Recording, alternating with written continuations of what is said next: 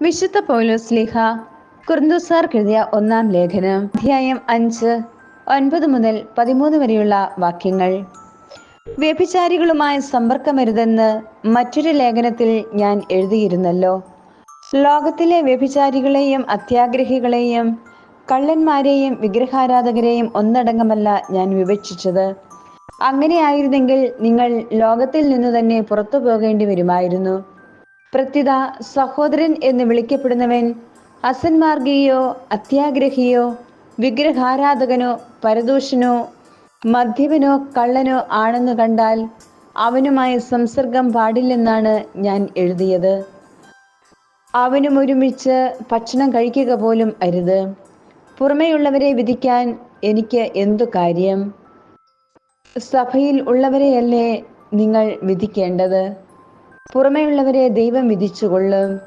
ദുഷ്ടനെ നിങ്ങളുടെ ഇടയിൽ നിന്ന് നീക്കിക്കളയുവിൻ. നമ്മുടെ കർത്താവായ മിശിഹായ്ക്ക് സ്തുതി. വിശുദ്ധ ലൂക്കാ എഴുതിയ സുവിശേഷം അധ്യായം 17 20 മുതൽ 25 വരെയുള്ള തിരുവചനങ്ങൾ.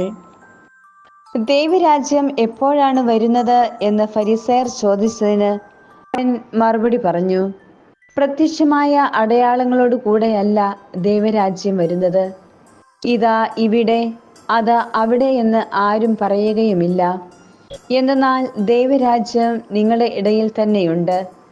അവൻ ശിഷ്യരോട് പറഞ്ഞു, മനുഷ്യപുത്രന്റെ ദിവസങ്ങളിൽ ഒന്ന് കാണാൻ നിങ്ങൾ ആഗ്രഹിക്കുന്ന സമയം വരും, എന്നാൽ നിങ്ങൾ കാണുകയില്ല. ഇതാ അവിടെ, ഇതാ ഇവിടെ എന്ന് അവർ നിങ്ങളോട് പറയും. നിങ്ങൾ പോകരുത്, അവരെ നിങ്ങൾ അനുഗമിക്കുകയും അരുത്. ആകാശത്തിന്റെ ഒരറ്റത്തു നിന്ന് മറ്റേ അറ്റത്തേക്ക് പായുന്ന മിന്നൽ പിണർ പ്രകാശിക്കുന്നത് പോലെ ആയിരിക്കും തൻ്റെ ദിവസത്തിൽ മനുഷ്യപുത്രനും. എന്നാൽ ആദ്യമേ അവൻ വളരെ കഷ്ടതകൾ സഹിക്കുകയും ഈ തലമുറയാൽ ഉപേക്ഷിക്കപ്പെടുകയും ചെയ്യേണ്ടിയിരിക്കുന്നു. നമ്മുടെ കർത്താവായ മിശിഹായ്ക്ക് സ്തുതി.